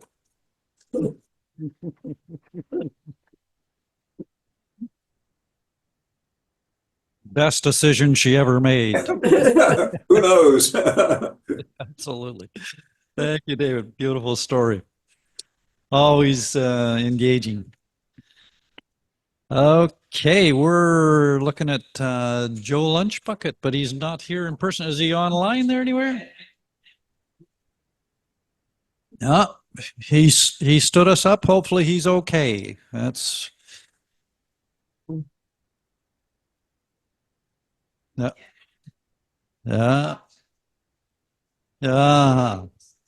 All right. Well, we're going to skip Joe Lunchbucket tonight, and that means we'll make sure he's here next month, I guess. But we'll pop back to Gibsons then, and Kathleen is up next. Okay. Yeah, don't miss Kathleen there. Yeah, nudge All David right. off that couch now. Yeah, I guess I better hold up the book. So we got 3 different people in the book. So it's called Don't Tell Family Secrets. Okay.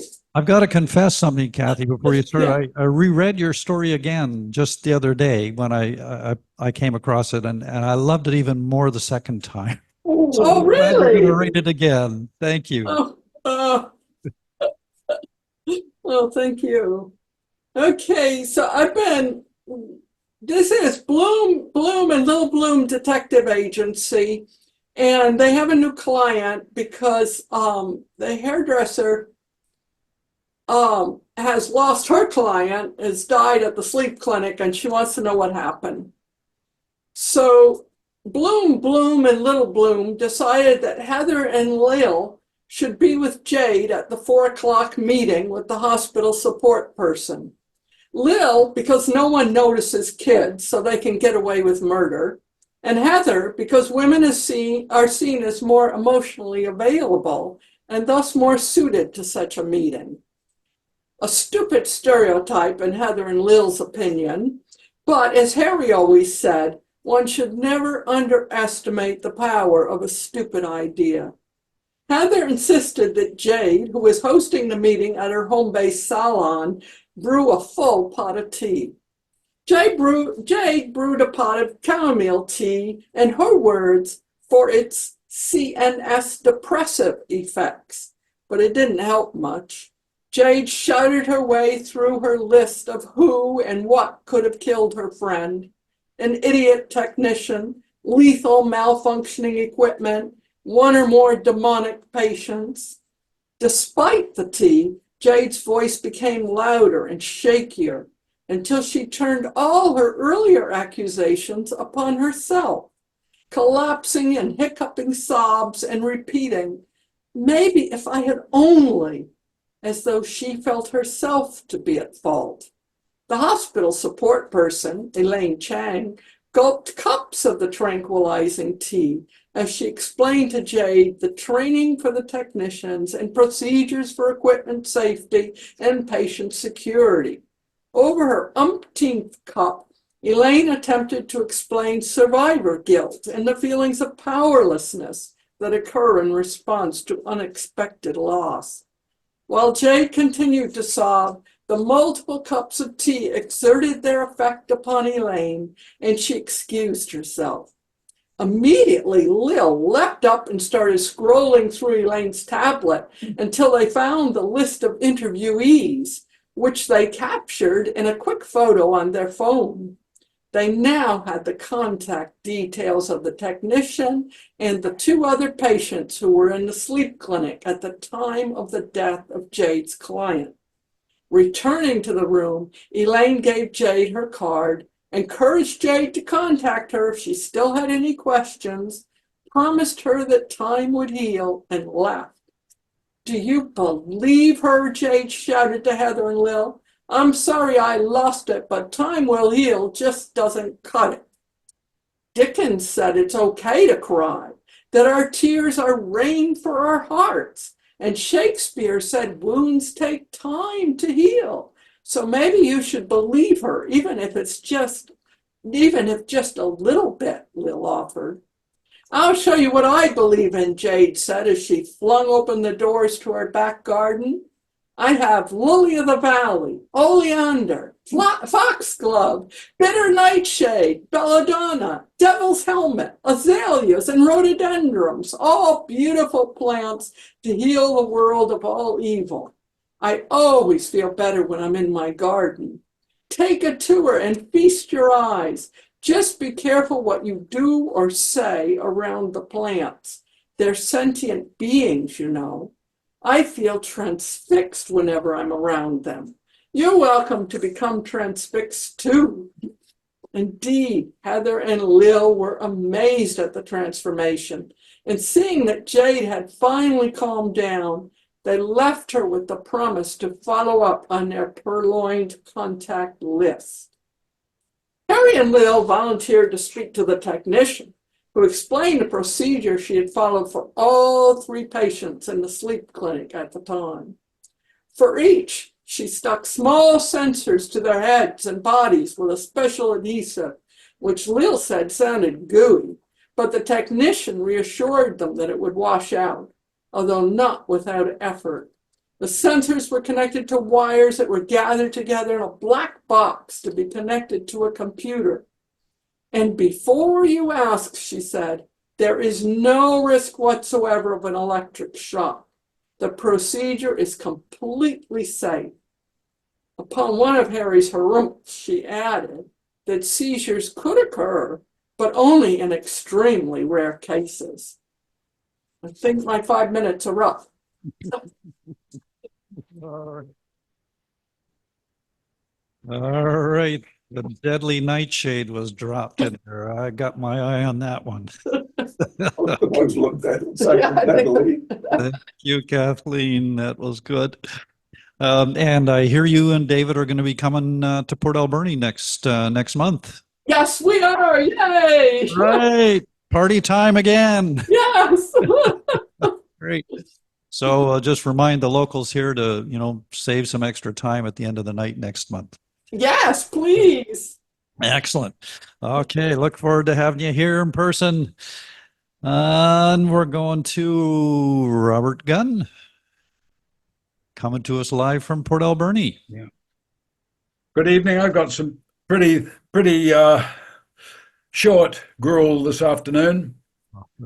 Porridge. David Waters Gunn, 1846 to 1921.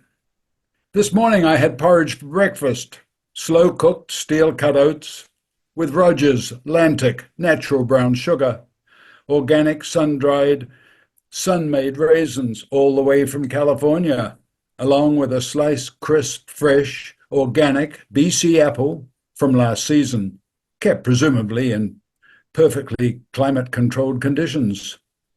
This bounty topped off with some high test, straight to the arteries, 10% Cremo. Porridge, oh porridge. Oats, that staple of Scottish poverty. The high point, after haggis, of that nation's cuisine. Which comic said that their food was based on a dare? Porridge. How did my great-great-grandfather, David Waters Gunn, take his oats? Did he even enjoy them when he lived on some stone hovel in the bleak heather-covered slopes of Braemore, northeast Scottish Highlands? Did he think he could do better? He fled Scotland in 1843 at the age of 17 to join 3 of his brothers in New Zealand. He travelled Shore Savile on their barque, the Helen's Lee. This nearly new 3-master of about 800 tons, 162 feet long. She'd been launched the year before, so was presumably missing that old wooden boat smell, replaced by the odours of the other 140 passengers, I suppose. How did Shore Savile serve their oats to those in steerage class on the Helen's Lee? This voyage took Master Captain Brown 113 days, the history book tell me, around the Cape of Good Hope and across the Pacific. David disembarked in Dunedin in midwinter. Same weather, same food as home, perhaps. Maybe food was always important to Davy. He married 3 times, fathered 9 children, and finished up owning a grocery store in a small town in a warmer part of the country. a settler in name and deed. Thank you.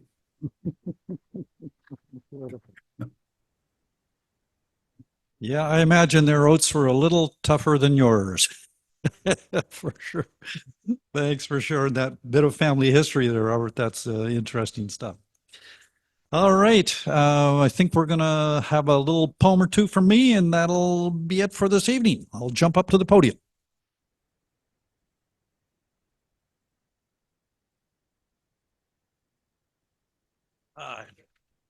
Yeah, I'll let you do your job. I'm never going to say no to that. Okay. Right about there. Yeah.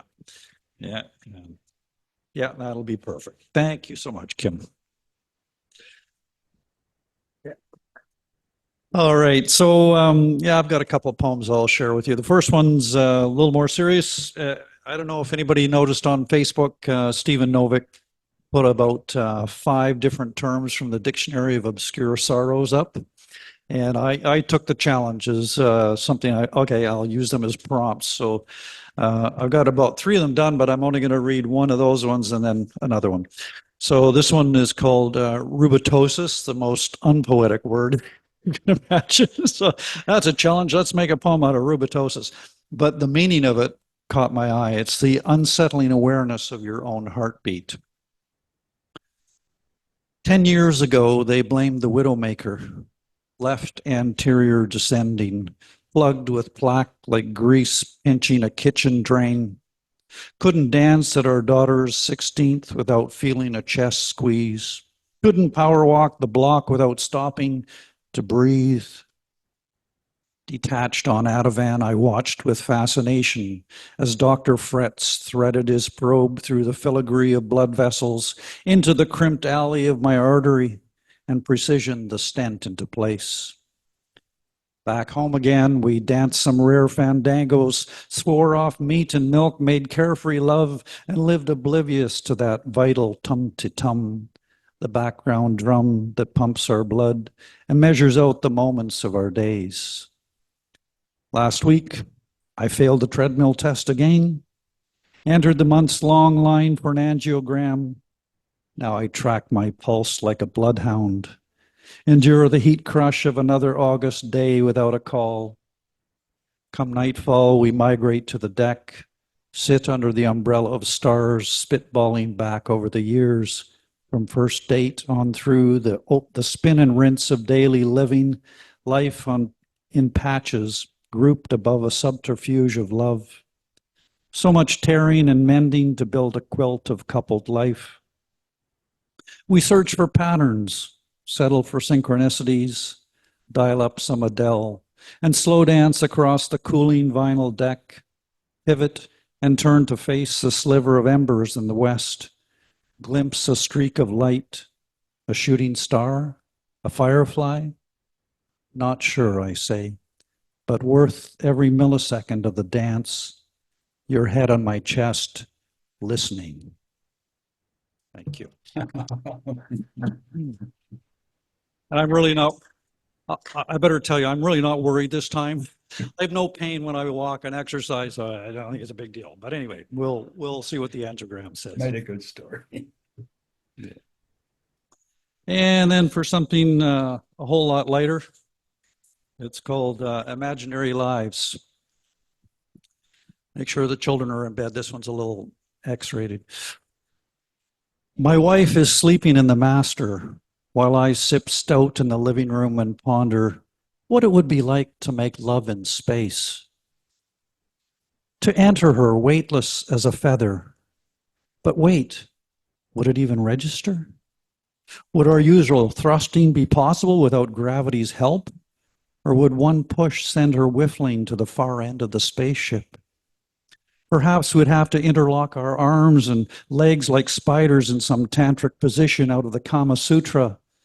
I can see the drops of sweat swirling around the capsule already, her damp hair floating like a crown of seaweed, pulsing to the tiding of our hips, each canted globe of her breast tilting on its own unique axis.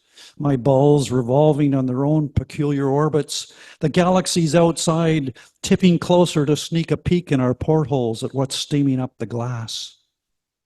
Afterwards, floating in the afterglow of the Milky Way, we could drift into some sweet sleep and dream our bodies heavy again. The nosy constellations back in their private parking spots, oblivious to those imaginary lives we fantasize while drinking stout and counting the days to our 70th birthday. Thank you. All righty. And that brings us to the close of another episode of Electric Mermaid. Thank you all so much for coming and sharing your work with us and being such a good audience at the same time.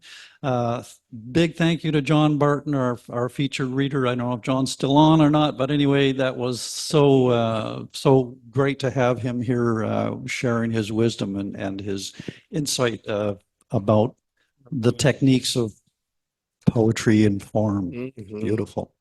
And thank you also to N.A.V for sharing his spotlight there. That was wonderful. Good energy brought to the house here at Char's as always. Big thank you again to Char for taking care of us and doing her technical wizardry. And thank you to Karl for managing us. I'll try. Thank you to Sheila for feeding and watering us. And thank you to everyone out there in Zoom land for being with us. Looking forward And to. thank you to Derek. Oh, my pleasure as always.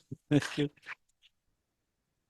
And really looking forward to hearing Jen's feature next month and seeing Kathleen and David live in house. I think it's going to be a big party here. Fall time, everybody comes back to Char's Landing. So in the There you go. meantime, be safe, keep writing, and we shall see you next month.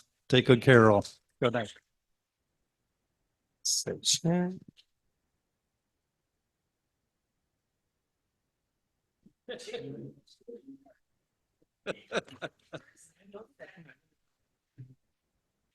What's that?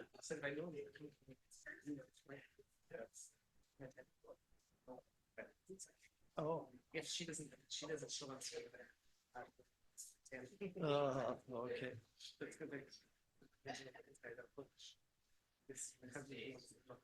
Same day. Oh. Oh. Yeah, so much. I was like, I'm just gonna book it and he can pay you back. Well. He's at sea right now.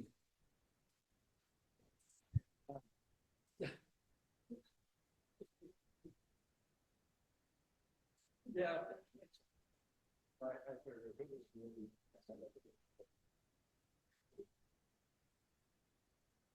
Yeah, they see any irregularities. That's right. Name all you said. That's a good sign. That means I'm not afraid. Thanks. Yeah.